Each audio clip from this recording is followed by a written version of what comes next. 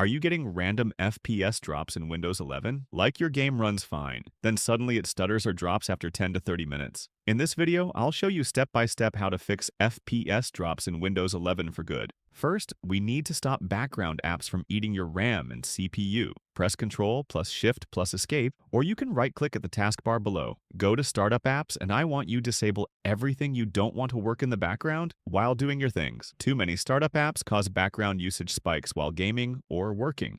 Next, press Windows plus R, type powercfg.cikl, then press OK. After that, I want you to select the High Performance button. This prevents CPU throttling during gaming. If it's not visible, you can go to Create a Power Plan and choose it from there. Open Settings, go to Apps, click at Installed Apps. Choose your app here and click at the three dots.